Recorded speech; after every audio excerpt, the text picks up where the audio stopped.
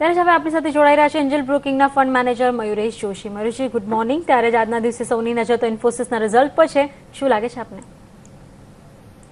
Morning ઈશાજી, I think constant currency ટર્મ્સમાં તમે ઇન્ફોસિસની રિઝલ્ટ્સની વાત કરશો તો અમારા હિસાબે એનીવેર બિટવીન 3.5 to 3.8% જે રૂપી ડેપ્રિસિએશન થયું છે, I think that will definitely have an act as a tailwind as far as the margins are concern for Infosys.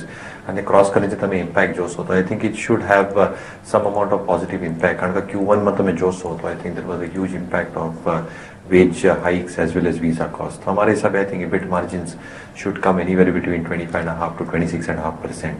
Having said that, हमारे हिसाब से I think जब भी deal wins I think that will be a key component to be watched out for. I think the management commentary, specifically I think insurance segment ऊपर, energy segment ऊपर, and specifically in terms of how they are going to use their cash balances. As again, I think it's discussed every quarter. I think cash balances everything utilized $5.2 billion is an important aspect. And again, I think the revenue guidance, I think constant currency terms for 10 to 12%. Again, our hopes is that the management will be very, very hopeful of meeting the upper end of the range. Profits in baat karso, I think we are expecting close to 3,350 crores in terms of core bottom line to come through. And in terms of valuations, 17 times we find it extremely attractive. So, हमारे हिसाब I think Q2 is going to be extremely strong for Infosys, and we are still maintaining a buy rating onto the stock. Okay, ત્યારે જ ઝેન્સાર ટેકનોલોજીસના stock પર આજે મયુરેશ નજર હશે, કારણ કે જે રીતે એક પી ફર્મ એપેક્સ પાર્ટનરે અહીંયા 23% જેટલું સ્ટેક લીધું છે. શું અસર જુઓ છો સ્ટોક ઉપર? ઝેન્સારના સ્ટોકમાં જોઈએ તો ગયા સેશનમાં કોઈ ખાસ કદાચ બજારને ખ્યાલ નહોતું, કારણ કે 2% ઉપર જ બંધ થયો હતો. શું કોલ આપો છો? Morning Pradeep bhai. So clearly I think Zensar पर coverage नहीं, but I think top tier names जो भी तू कहते तो I think revenue growth should be strong both in dollar and rupee terms. And cross currency नो जो भी impact कर जोआ मर से I think the EBIT margin should improve and sustain. तो हमारे हिसाब I think top tier names is something that we still are very very bullish upon. So Infosys, Void, TCSO, HCL Tech, I think we are liking all these three companies. Okay, Vinay, Zensar Technologies chart ઉપર નજર કરો, 839 ની આસપાસના close છે ગયા સેશનના. શું call આપો છો? પ્રદીપ, ઝેન્સાર ટેકનોલોજીમાં એક ટ્રિપલ ટોપ પેટર્ન બનતા જોઈ છે 870ના લેવલ ઉપર. આપણે ઓગસ્ટ મહિનામાં ટુ બી સ્પેસિફિક 28 ઓગસ્ટે ઝેન્સારે 869ની ટોપ બનાવી હતી. ત્યારબાદ 16 સપ્ટેમ્બરે ફરીથી 870ની ટોપ બનાવી હતી. અને જો આપણે ફ્રાઇડેની વાત કરીએ લાસ્ટ વીક, તો ત્યાં પણ આપણે 870ને ટોપ બનાવતા જોઈ છે. તો it is clear cut triple top pattern which is consider to be as a very strong resistance technically. તો મારા હિસાબે જ્યાં સુધી ઝેન્સાર ટેકનોલોજી 870 લેવલ ક્રોસ નથી થતા ત્યાં સુધી આમાં બુલિશ કોલ ના લેવો જોઈએ. નીચેની સાઈડમાં 200 ડેઝ એવરેજ અરાઉન્ડ 725 પ્લેસ કરી રહી છે, which can act as a strong support for Zensar Technology. તો આ લેવલ્સ ખાસ કરીને ધ્યાનમાં લેવાના રહેશે. અને જો તમારે બુલિશ કોલ લેવો જોઈએ તો I would suggest go long only about 870. 870 is a very strong resistance. અને જો પ્યોરલી ટ્રેડિંગ બેઝિસ પર તમે ઓલરેડી હોલ્ડ કરતા હો તો એક પ્રોફિટ બુકિંગની સલાહ પણ રહેશે. તો 725 પોઝિશનલી સ્ટ્રોંગ સપોર્ટ અને 870 is a very strong resistance. ત્યારે જ મયુરેશજી, આજના દિવસે ખાસ કરીને વેદાંતા પર પાછી નજર રહેશે, કારણ કે પાછલા સપ્તાહનો ટોપ ગેઇનર છે અને આજે ગોલ્ડમેન સેક્સે વેલ્યુએશન સારા હોવાની વાત કહી છે, આકર્ષક લાગી રહ્યો છે અને 135 ટાર્ગેટ આપ્યા છે. આપનું મત શું છે? Nishaji, I think તમે metal stocks જોશો commodity play માં I think ferrous or non-ferrous I think valuations are looking very very attractive. But having said that, I think તમે જોશો તો I think જેવી રીતે હું last time પણ કહેતો હતો, I think I don't mind missing a rally onto these stocks. Structurally I think balance sheets are still under repair. તમે એક ડબલ હિટની વાત કરશો આ બધા સ્ટોક્સ ઉપર. I think વોલ્યુમ ડિગ્રો જોવા મળશે. તમે રિયલાઇઝેશન જોશો across commodities I think major. તમે LME ની ઇન્વેન્ટરી જો અને LME ની પ્રાઇસિંગ જો, I think that is going to take a big hit on the top line. As far as the generally, I think the bottom line is concerned, I mean, so the input costs for all these companies, yes, they have fallen, but will that offset probably the fall in the realization? Mara I think cash flows will still appear very, very muted. So structurally, I think there is still time. I think I'll still wait for results to come through. Mara results are going to be extremely weak, and one really can't understand how the supply demand situation will pan out. China no demand supply situation, domestic demand supply, high iron ore inventory છે ઘણા બધા કંપનીની books ઉપર. I think they will have to utilize that, which will take a hit on the EBITDA margin. And Southeast Asian markets are already facing and reeling under Russian and Chinese imports or exports. So in that sense itself, I think Mara I think realizations going down, margins compressing and cash flows not improving. So structurally, I don't see any improvement happening in metal stocks. So I think fundamentally, I'll still stay away from this sector. 35% return પણ મયુરેશ તમે જુઓ તો અહીંયા મળી ગયું છે અને હવે ટ્રેડર્સ જ વિચારી રહ્યા છે કે શું હજુ પણ આગળ વધશે કે જે રીતે મોમેન્ટમ જોયું છે ગયા સેશનમાં 11-12% તેજી જોવા મળી, ખાસું ઇન્ટરેસ્ટિંગ હતું. તો એની ઉપર આપણે નજર રાખીશું. હજુ પણ સાચી વાત છે કે ફંડામેન્ટલી કોઈ સંકેત નથી મળ્યા, પણ સ્ટોક રિકવર થયો છે અને સ્ટ્રોંગલી રિકવર થયો છે સારા વોલ્યુમ સાથે, એ પણ એક ફેક્ટ છે. અત્યારે લઈએ એક નાનકડો વિરામ.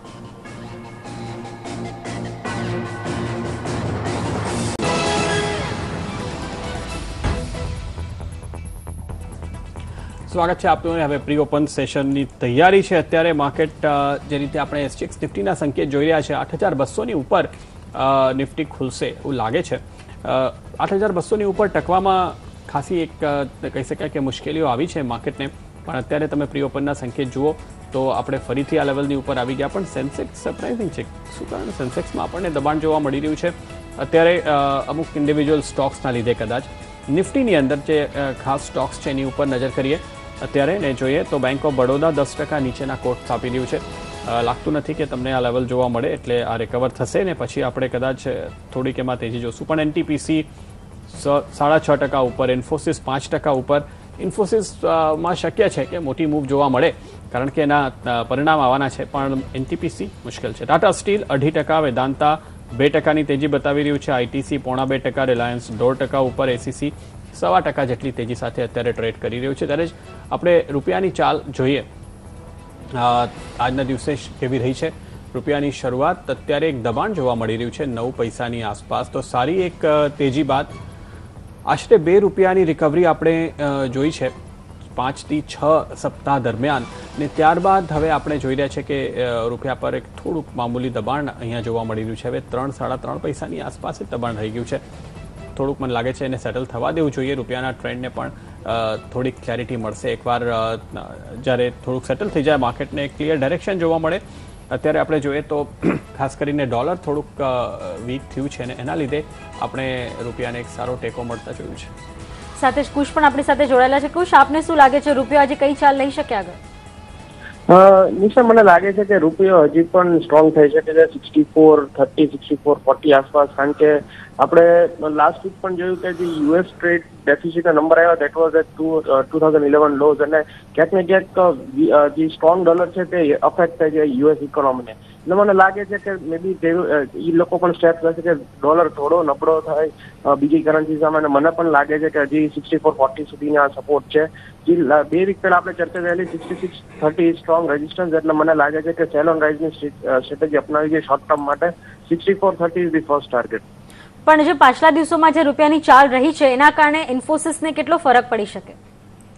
મેબી મને લાગે છે કે આ ક્વાર્ટરલી રિઝલ્ટ્સમાં આ ક્વાર્ટરમાં આપણે રૂપિયાની એવરેજ જોઈતી અરાઉન્ડ 65, 80 to 66. એટલે આ રિઝલ્ટ્સમાં મેબી ડોલર રેવન્યુ સ્ટ્રોંગ આવી શકે છે, પણ main focus would be guidance. કારણ કે જે રીતે મેં કીધું રૂપિયો સ્ટ્રોંગ થવાના ચાન્સીસ છે આવતા ક્વાર્ટરમાં, તો મેબી ગાઈડન્સનું ફોકસ ઇન્ફોસિસમાં મેઇન, ઇન્ફોસિસના રિઝલ્ટમાં મેઇન રહેશે. એટલે જો ગાઈડન્સ થોડું વીક આવે છે ચોક્કસ મેબી વોલેટિલિટીમાં આપણે 1200 રેઝિસ્ટન્સ છે ત્યાં એક સેલિંગ પ્રેશર પણ જોઈ શકીએ છીએ. ઓકે કુશ, આભાર આપનો અમારી સાથે જોડાવા બદલ. ને અત્યારે આપણે જોઈએ તો આઈડીબીઆઈ બેંક ને બેંક ઓફ બરોડા બંને સ્ટોક્સ ઉપર બજારની ખાસ ફોકસ છે, કારણ કે સીબીઆઈના જે રીતે દરોડા પાડ્યા છે સીબીઆઈએ એની એક ઇમ્પેક્ટ આપણે જોઈ રહ્યા છે. ઇનફેક્ટ આઈડીબીઆઈ બેંકના જે એનપીએ થયા હતા કિંગફિશર એરલાઇન્સના એકાઉન્ટમાં એની તપાસ ચાલી રહી છે, ને જો એમાંથી થોડી પણ રિકવરી આવે તો આઈડીબીઆઈ બેંકને એનો લાભ જ થવાનું છે. એમ જ બેંક ઓફ બરોડામાં પણ આપણે જોઈએ તો કોઈ લોસ નથી આવવાનું એવી રીતે બેંકના મેનેજમેન્ટે જણાવ્યું છે કે જે પણ ટ્રાન્ઝેક્શન્સ હતા એની સામે બધા રૂપિયા રિકવર થઈ ગયા છે.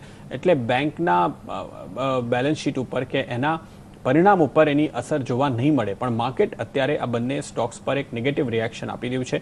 દબાણ આપણે આવતા જોઈ રહ્યા છે. આઈડીબીઆઈ અને બેંક ઓફ બરોડા બંને સ્ટોકમાં હજુ પ્રી ઓપન સેશન ચાલી રહ્યું છે, તો એકચ્યુઅલી ઓપનિંગ કયા લેવલ પર થશે અત્યારે કદાચ આપણે ન કહી શકીએ, પણ થોડુંક સમય આપવું જોઈએ. ને અત્યારનો ટ્રેન્ડ આપણે જે સામે જોઈ રહ્યા છે. સાથે જ આપણે અમુક સ્ટોક્સ પર નજર કરીએ તો HCL ઇન્ફોસિસ 10% ઉપર પ્રી ઓપન સેશનમાં ટ્રેડ થઈ રહ્યો છે. અત્યાર સુધી 2,14,000 15,000 શેર્સના વોલ્યુમ અહીંયા જોવા મળ્યા છે. 2 મોટા રોકાણકારોએ એમાં હિસ્સો લીધો એવા સમાચાર હતા ને એની અસર આપણે આ સ્ટોક પર આવતા જોઈ. જેનેસિસ ઇન્ટરનેશનલ વધુમાં એક સ્ટોક છે જે ગયા સેશનમાં પણ ખાસી તેજીમાં હતું. આ મહિને 70% જેટલી ચાલ આપણે જોઈ છે. 70%ની તેજી બાદ આજના દિવસે તમે જુઓ 7,500 શેર્સ ટ્રેડ થઈ રહ્યા છે. ખૂબ જ ઇલિક્વિડ કાઉન્ટર છે કારણ કે સતત એમાં એક આપણે મૂવ જોઈ રહ્યા છે ને જો આપણે અઠવાડિયા 15 દિવસની એની ચાલ જોઈએ તો ખ્યાલ આવશે કદાચ સર્કિટ ટુ સર્કિટ ચાલ્યો છે એટલે ખાસ વોલ્યુમ નથી અહીંયા અને હવે એક સારી તેજી થઈ ગઈ છે એટલે ખાસ સાવચેતી કદાચ રાખવી જોઈએ. તમિલનાડુ પેટ્રોલ લિમિટેડ TNPL આ એક સ્ટોક છે જ્યાં આપણે જોઈએ તો 7.5% જેટલી તેજી છે TNPL પર. 4,000 શેર્સ મામૂલી વોલ્યુમ અત્યાર સુધી જોવા મળ્યું છે. અહીંયા પણ એક સારી તેજીના મૂડમાં છે આ સ્ટોક. GMR ઇન્ફ્રાસ્ટ્રક્ચર GMR ઇન્ફ્રામાં પણ આપણે એક સારી તેજી જોઈ રહ્યા છે કારણ કે કાકીનાડાનો એમનું જે પોર્ટ છે ત્યાં એક જાપાનની કંપની સાથે એમને એક એગ્રીમેન્ટ કર્યું છે કો ડેવલપમેન્ટ માટે એટલે બંને મળીને ત્યાં એક ફૂડ પાર્ક બનાવશે. તો GMR ઇન્ફ્રા ઉપર એમ કહી શકાય કે આ જે એમના એસેટ છે જે પ્રોપર્ટી છે એનો કદાચ જો વપરાશ વધે ને અહીંયાથી કોઈ કેશ ફ્લો જોવા મળે તો એનો લાભ આ સ્ટોકને મળી શકે.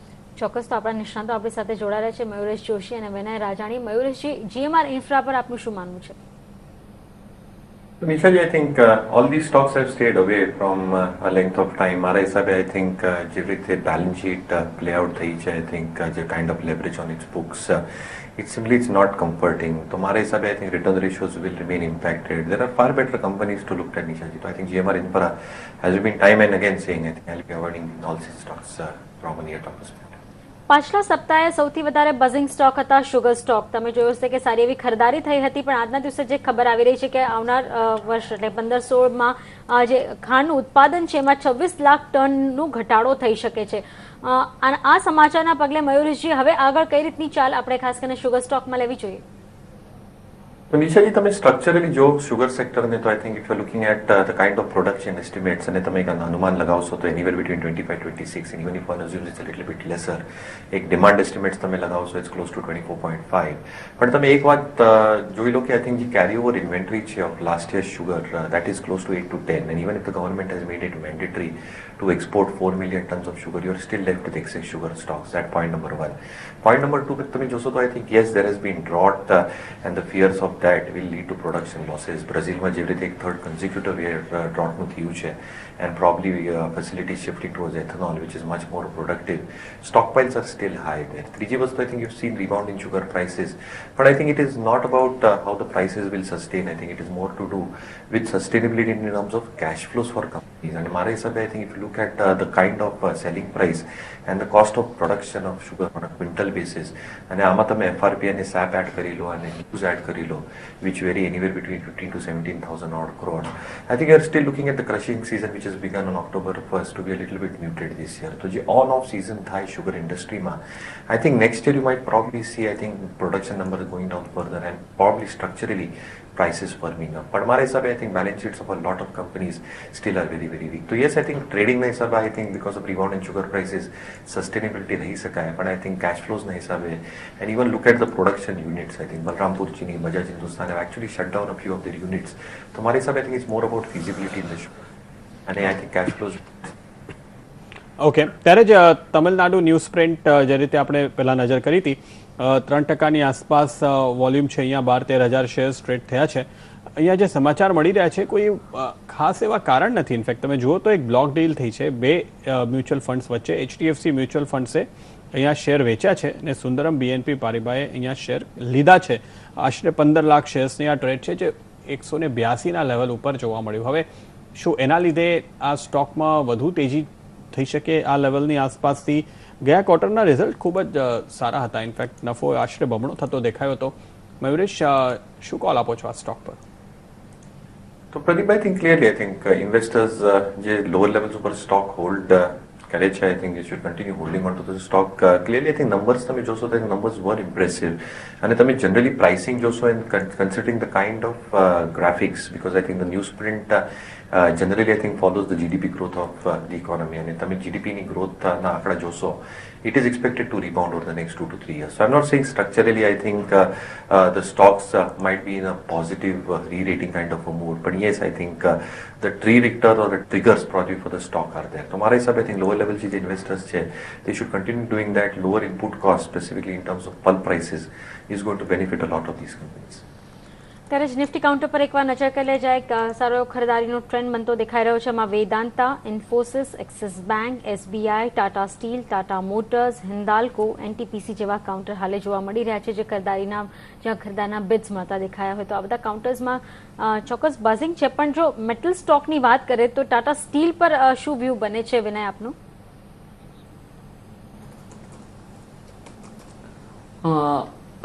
નિશા, ખાસા લાંબા ગાળા બાદ આપણે જોયું છે કે મેટલ સેક્ટરે ઓવરઓલ આઉટ પરફોર્મ કર્યું છે. લાસ્ટ વીકનું પરફોર્મન્સ મેટલ સેક્ટરનું ખાસું સારું હતું.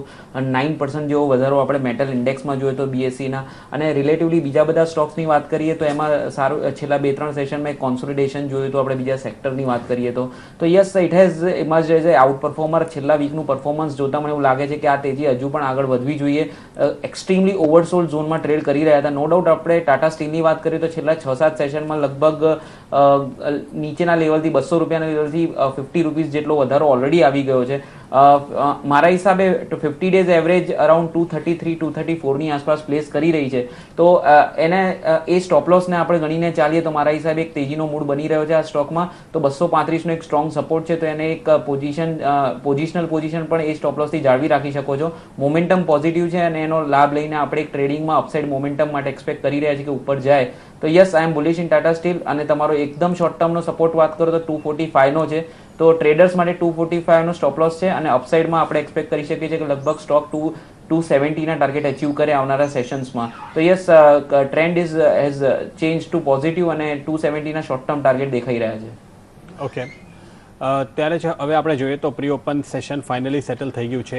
8231 આ લેવલ જોવા મળી રહ્યા છે 8231ના 5 પોઈન્ટ ઉપરના લેવલ જો અહીંયા આપણે જોઈ શકીએ તો સારું કહેવાય, કારણ કે 8232ની આસપાસ ગયા સેશનમાં આપણે હાઈ થતા જોયું હતું ને એની નજીક આપણે હવે શરૂઆત જોઈ રહ્યા છે. વિનય, ટેકનિકલી કેટલા મહત્વનું હશે કે આપણે ઓપન થયા બાદ અહીંયાથી 5, 10, 15 પોઈન્ટની એક રેલી જોઈએ ને જો ના જોઈ શકીએ અને આ લેવલ ઉપર માર્કેટ અટકી જાય તો પછી ટ્રેડરે શું કરવું જોઈએ? પ્રદીપ, જે 24 ઓગસ્ટે જે ગેપ ડાઉન ઓપનિંગ જોયું હતું અને એ જે ગેપની રેન્જ હતી એ 8060 અને 8225ની હતી. અમે અત્યારે છેલ્લા દિવસોમાં એક વ્યૂ લીધો છે કે 8225ની ઉપર જો નિફ્ટી બંધ આવશે તો જે ગેપ હતો, જે રેઝિસ્ટન્સ પ્રોવાઈડ કરી શકે છે, એ એક વાયોલેટ થઈ જશે. તો we are waiting for 8225 level to taken out on the upside on closing basis. આપણે ખાસા નજીક છીએ લેવલની આસપાસ. 8232 જે લેવલ ઇન્ટ્રાડેમાં જોયું હતું એ ઇન્ટ્રાડેનું ગણવું ના જોઈએ. ક્લોઝિંગ બેઝિસ ઉપર વી નીડ ક્લોઝ અબોવ 8225. પણ જો ઓવરઓલ સેટઅપની વાત કરીએ તો આપણે inverse head and shoulder pattern નિફ્ટીમાં બનતા જોઈ છે, જે એનું બ્રેકઆઉટ આપણે 8055 પર આવતા જોયું હતું. અને છેલ્લા સેશનમાં આપણે જોયું છે કે નિફ્ટીએ પરફોર્મ સારું કર્યું છે, એવી કોઈ નેગેટિવ સાઇન નથી દેખાઈ રહી. ઓસિલેટર્સ પણ એવા કોઈ ઓવરબોટ ઝોનમાં આવ્યા નથી. RSI ની વાત કરીએ તો it has just reach 60 levels. Technically 70 ની એક લેવલ હોય છે કે જે ઓવરબોટ તરીકે ગણાતી હોય છે. તો considering this all technical evidences મને એવું કોઈ અત્યારે મંદીનું કારણ દેખાઈ નથી રહ્યું. અને લાસ્ટ વીકમાં 2 સેશન દરમિયાન આપણે જોયું હતું કે 8090 has acted as a strong support during intraday corrections. તો મારા હિસાબે ટ્રેડર માટે 8090 ઇઝ અ સ્ટ્રોંગ સપોર્ટ અને એને સ્ટોપ લોસ લઈને ચાલવું જોઈએ. અપસાઇડમાં 200 DMA જે 8380 ની આસપાસ અત્યારે પ્લેસ કરી રહી છે, એક ટાર્ગેટ તરીકે ગણી શકાય. તો I would suggest holding long position in Nifty with a stop loss of 8090 and upside target food બી 8380 જે એની 200 દિવસની એવરેજ જે દેખાઈ રહી છે. Mayuresh, bank of Baroda, UCO bank, IDBI bank સારા વોલ્યુમ સાથે જે ખાસ આપણે દબાણ જોઈ રહ્યા છે આ 3 સ્ટોક્સ ઉપર છે, શું કોલ આપો છો? So clearly, Pradeep, I think time and again I think we've said that I think private sector banks is something we'll prefer. And clearly I think તમે જોશો તો in terms of how the asset quality will pan out. મયુરેશ, આજના દિવસે કદાચ આ ખાસું એટલું મહત્વનું નથી, પણ જે રીતે એક ફોરેક્સ કૌભાંડમાં એમની ચર્ચા ચાલી રહી છે એ મહત્વનું છે. ને ત્યાં તમે જુઓ તો બોબના મેનેજમેન્ટે એમને જાણ કરી કે કોઈ ફાઇનાન્શિયલ લોસ એમને નથી થવાનો, પણ માર્કેટને કદાચ કોન્ફિડન્સ નથી. તો So clearly, I think everything management પણ સાંભળો. I think if there is financial implication, I think balance sheet impact નહીં આવશે. પણ clearly, I think markets will take all these very, very negatively. I think એક sentimental impact 100% આવશે stock ઉપર. But I think the stocks will rebound because the markets will ultimately realize કે I think financial impact અગર balance sheet પર આવવાનું નથી, તો I think there is no case of monetary revision in terms of how earnings will pan out in terms of EPS and price to book ratios. બિલકુલ ને bank of બરોડામાં એક વાત ખ્યાલમાં રાખજો કે એના નવા એમડી ને સીઈઓ જે ઇનફેક્ટ પ્રાઇવેટ સેક્ટરથી આવી રહ્યા છે, પીબી જયકુમાર, આવતીકાલે અને કદાચ નવરાત્રીનો દિવસ એમને સિલેક્ટ કર્યો છે ચાર્જ લેવા માટે આવવાના છે, તો ત્યારે એક આ મોટું પોઝિટિવ થશે. જે દિવસે એમના નામની જાહેરાત થઈ હતી આ સ્ટોક ડબલ ડિજિટમાં વધ્યું હતું ને બધા સરપ્રાઇઝ હતા, તો કાલે પછી આ એક મહત્વના સમાચાર બીજા મળવાના છે. આજે શોર્ટ કરતા પહેલા એનો એક વિચાર જરૂર કરવું જોઈએ. ત્યારે જ ઇન્ફોસિસના રિઝલ્ટ આપણી સામે આવતા જ હશે. હવે જોઈ રહ્યા છે નંબર્સ આવતા આપણી સામે અત્યારે દેખાઈ રહ્યા છે. એના પર એકવાર નજર કરી લે તો આટલા સમયથી રાહ જોવાઈ રહી હતી, સારા આંકડાઓની અપેક્ષા હતી અને એની શરૂઆત આપણે જોઈશું. અત્યારે પ્રી ઓપનિંગ સેશનની સાથે જ આંકડાઓ આપણી સામે આવતા દેખાશે તો એના પર ચોક્કસ નજર રહેશે. પણ આજના દિવસની શરૂઆત પોઝિટિવ 8,231ની આસપાસ થતી જોવા મળી રહી છે. 0.5% આસપાસ તેજી સાથે સેન્સેક્સમાં 128 પોઈન્ટનો ઉછાળો પણ અત્યારે આપણે જોઈ રહ્યા છે. 27,200 પાર અત્યારે ટ્રેડ થતું. મિડ કેપમાં 43 પોઈન્ટનો વધારો, જ્યારે બેંક નિફ્ટી 26 પોઈન્ટના કન્સોલિડેટેડ નફાના આંકડા 6,306 કરોડ રૂપિયા પર અત્યારે આપણને આવતા દેખાઈ રહ્યા છે. એક મિનિટ, અહીંયા થોડું કન્ફ્યુઝન છે. 6,306 કરોડ રૂપિયાના આંકડા સ્ટેન્ડ અલોન નફાના છે, માફ કરજો, કન્સોલિડેટેડ નથી. તો આ નેટ પ્રોફિટના એક આંકડા આપણી સામે છે 6,306 કરોડ. સારી ટાઈમિંગ કહી શકાય. માર્કેટ ઓપનિંગ સાથે જ આ આંકડાઓ આપણે આવતા જોયા ને આશરે 1% ઉપર આ સ્ટોક ટ્રેડ કરી રહ્યો છે. પણ આ આંકડા આવ્યા બાદ તો ઇનફેક્ટ લાગે છે કે થોડુંક દબાણ આ સ્ટોક પર આપણે જોયું છે. અત્યારે 6,306 કરોડ આંકડા, આ એક જ નફાનો સ્ટેન્ડ એલોન પ્રોફિટનો આંકડો છે જે આપણને એજન્સીઝથી અત્યાર સુધી મળ્યું છે. મયુરેશ, શું કહેશો? I think જોવું પડશે પ્રદીપભાઈ. I think and apart from profitability જે હું કહેતો હતો, I think it's more the management focus on the constant currency growth terms. What they're expecting probably the rupee to depreciate or appreciate against the dollar, and that will be more key. But I think profitability numbers standalone basis ઉપર જેવી રીતે કહેતા હતા તમે, I think further numbers will still be expected to be see કે dollar terms માં કેવી રીતે growth આવી છે and what has happened with the client money. So I think I'll still wait for the entire numbers to come through. ત્યારે જ નજર કરીએ કન્સોલિડેટેડ નેટ નફો જે છે 3,398 કરોડ આવતો જોવા મળી રહ્યો છે, જ્યારે 3,244 કરોડનું અનુમાન હતું. સામે જ કન્સોલિડેટેડ રૂપી રેવન્યુ એટલે કે એના પર આપણે નજર કરીએ તો 15,210 કરોડના અનુમાનની સામે 15,635 કરોડ આવતું જોવા મળી રહ્યું છે. એટલે આ એક અહીંયા એક સારો એવો સુધારો, કારણ કે અત્યારે જ આપણે ચર્ચા કરી રહ્યા હતા તો રૂપિયાની એક ફાયદો ચોક્કસ અહીંયા થતો જોવા મળી રહ્યો છે. 3% ઉપર આ સ્ટોક 1,200ના આંકડાની ઉપર નીકળતો અત્યારે ઇન્ફોસિસને આપણે જોઈ રહ્યા છે. પ્રકાશ દિવાન પણ આપણી સાથે જોડાઈ ગયા છે. પ્રકાશ, શું કહેશો? આઈ થિંક ઇન્ફોસિસ પાસેથી એટલી બધી અપેક્ષાઓ છે કે થોડો બી આમાં ડિસઅપોઇન્ટમેન્ટ આવશે તો market will not want to reward it. But મને લાગે છે જે આંકડા હમણાં આપણે જે આયા છે જોઈ રહ્યા છીએ દે આર ક્વાઇટ પોઝિટિવ. અને જો કરન્સીનો એ લોકોને બહુ માર નહીં પડ્યો હોય, ક્રોસ કરન્સી જે ટેલવિન્ડ્સની વાત જે આપણે કરતા હોઈએ છીએ, then I think they have a constant, they have a quarter આગળ ચાલીને બી જે ગાઈડન્સ આવશે એ બહુ મજબૂત આવશે. So anything if it is in range of 10 to 12% guidance આગળ ચાલીને આ આંકડાઓ એટલે તમને ઇન્ફોસિસનો સ્ટોક 1,250 જેવો જે ટાર્ગેટ છે એ કદાચ 1-2 દિવસમાં મળી જશે. ઓકે, તો આપણે અત્યારે તો રૂપિયામાં જે આવકના આંકડાઓ છે એ પોઝિટિવ દેખાઈ રહ્યા છે. આપણને નફાના જે આંકડાઓ મળ્યા છે એ પણ સારા દેખાઈ રહ્યા છે.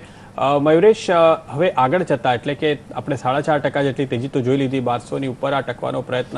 પણ પ્રદીપ, એક ખાસ વાત જણાવવાની કે ઇન્ફોસિસના CFO રાજીવ બંસલે રિઝાઇન કર્યું છે. આ એક ખાસ અહીંયા ખબર આવતી જોવા મળી રહી છે, જે આપણે વિચારતા હતા કે આજે કોઈક મેનેજમેન્ટ લેવલે કંઈક ચેન્જીસ જોવા મળી શકે, તો એક મેઇન ખબર આપણને જોવા મળી રહી છે. પ્રકાશ, શું લાગે છે માર્કેટ આ ખબરને કઈ રીતે લેશે? જો 4.5%થી હવે 3% પર આવી ગયો સ્ટોક. That will happen. એ થોડીક વોલેટિલિટી રહેશે બીકોઝ લોકો અનુમાન લગાવવાની એમાં રહેશે કે હવે આ રાજીવ બંસલના ગયા પછી કોણ આવશે અને શેના માટે આવું થયું છે. But I think see changes લીડરશિપમાં, જ્યારે ટોપ લીડરશિપમાં થાય છે ત્યારે આ બધા એલિમેન્ટ્સ જે છે તમારે ફેક્ટર કરવા જ પડશે. અને જે નવી ટ્રાજેક્ટરી ગ્રોથની છે એના માટે બની શકે કદાચ વિશાલ સિક્કાની આખી ટીમ જે છે ઉપરની એમાં થોડીક જે ફેરફાર જે આવવાની અપેક્ષા હતી એ કદાચ હવે પૂરી થશે. But I would not read too much into that because Infosys હવે પ્રોસેસ ડ્રિવન ઓર્ગેનાઇઝેશન છે અને રહેશે. I would rather look at numbers અને મેનેજમેન્ટ ગાઈડન્સ જે છે, ખાસ કરીને એમણે જે 10 થી 12 ટોપ ક્લાયન્ટ્સ હેન્ડલ કરવાની જે છેલ્લા 2-3 ક્વાર્ટરમાં વાત કરી છે, એનો એક્સપિરિયન્સ એમનો કેવો રહ્યો છે, એમાંથી આપણને ઘણું બધું જાણવા મળશે. ઓકે, તો આ હવે એક સમાચાર આવ્યા બાદ આપણે જોઈએ તો થોડુંક દબાણ સ્ટોક ઉપર જોવા મળ્યું છે. અને મયુરેશ, શું લાગે છે કે હવે ગાઈડન્સ ઉપર આપણે ખાસ ફોકસ રહેશે? તમને શું આશા છે આગળ કઈ રીતનો ગાઈડન્સ આવી શકે? તો ક્લિયરલી પ્રદીપભાઈ જેવી રીતે કહેતો હતો, આઈ થિંક Q1 અને Q2 ના તમે નંબર જોશો તો આઈ થિંક કોન્સ્ટન્ટ કરન્સી ટર્મ્સમાં I think looking at the profitability figures and the top line figure it should be close to 3.5 to 3.8%. तो हमारे हिसाब आई थिंक जो 10-12% ની બેન્ડની ઇન્ફોસિસની મેનેજમેન્ટ વાત કરતા હતા, આઈ થિંક 12%ની upper end of the guidance Infosys should be able to meet. તો हमारे हिसाब I think that is a positive move, but I think with the CFO resignation I think there will be a sentimental impact onto the stock. ત્યારે જ આંકડાઓ પર ફરી એકવાર નજર કરીએ તો સ્ટેન્ડ અલોન નફો જે છે 6,306 કરોડ રૂપિયા, 10 રૂપિયાનું ડિવિડન્ડનું એલાન કર્યું છે તેઓએ. સાથે નફો જે છે ચોખ્ખો નફો એ 3,398 કરોડ આવી રહ્યો છે, જ્યારે અનુમાન 3,244 કરોડનું હતું. સાથે જ આવકની વાત કરીએ તો 15,210 કરોડની સામે 15,635 કરોડ જોવા મળી રહી છે રૂપી રેવન્યુની વાત કરીએ તો. જ્યારે ડોલર આવકની વાત કરીએ તો 239.2 કરોડ રૂપિયા જોવા મળી રહી છે, જ્યારે અનુમાન 225.6 કરોડ રૂપિયાનું હતું. એટલે જે રીતે પ્રકાશજી આપણે જે ડોલર રેવન્યુની વાત કરી રહ્યા હતા, ખાસો સુધારો જોવા મળી રહ્યો છે, તો એક પોઝિટિવ ઇમ્પેક્ટ અહીંયા જોવા મળી શકે આગળ. 100% રૂપી ગ્રોથ છે, ડોલર ગ્રોથ છે, અને હવે છેલ્લી વસ્તુ જે રહી ત્રીજી આ ત્રિકોણમાં કે that is the management guidance. જો એ પૂરી પડતી હશે તો I think the stock will definitely be rerated. અને એક વસ્તુ તમે જુઓ છે, એક્સપેક્ટેશન હોવા છતાં ડિસઅપોઇન્ટમેન્ટ નથી આવ્યું, that is a big thing, ખાસ કરીને આવી મોટી કંપની. અને Infosys has made a comeback. છેલ્લા 2 ક્વાર્ટરમાં TCSની સામે જે રીતની પહેલ એ લોકોએ લીધી છે અને જે પાછું નંબર 1 રેન્ક આવવાની પૂરી શક્યતા લાગે છે હવે, એમાં મને એવું દેખાય છે કે ઇન્ફોસિસનો કોન્ફિડન્સ આ ક્વાર્ટર પછી એના બી કરતાં વધારે, પહેલા કરતાં બી વધારે રહેશે. Because the first few quarters are hesitant, એમાં એક સંકોચનો બી સ્કોપ રહેતો હોય છે, નવી શરૂઆત તમે કરતા હો છો. પણ હવે આઈ થિંક ડોલર ટર્મ્સમાં જો આ ગ્રોથ મળી શકતો હોય તો there is no issue in the months going forward. Okay, તો આ ખાસ આપણે જોવાનું રહ્યું. અત્યાર સુધી જે ડિટેલ્સ આપણને મળી રહ્યા છે, 10 રૂપિયા પ્રતિ શેરનો ડિવિડન્ડ ઇન્ફોસિસે આપ્યું છે.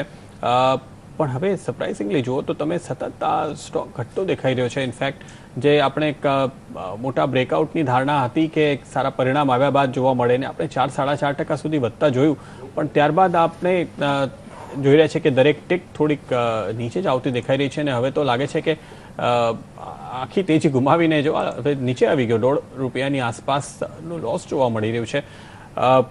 પ્રકાશ, આપનો એક શોર્ટ ટર્મ ને લોંગ ટર્મ બંને રીતે જો એક આપણે કોલ લેવો હોય, શું કહેશો?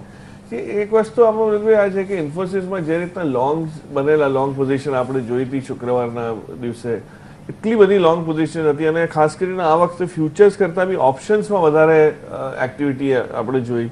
તો આ શું છે, જે વોલેટિલિટી વધવાનું કારણ એ છે કે ઓપ્શન પ્રીમિયમ બી બહુ હાઈ હતા. ખાસ કરીને કોલ્સમાં તમે જુઓ તો બહુ એક્ટિવિટી હતી અને વોલેટિલિટી ત્યાં બહુ વધારે હોવાના લીધે ભાવ બી લોકોએ વધારે આપે છે. એટલે એ બધી ચૂકવણી ચાલે છે.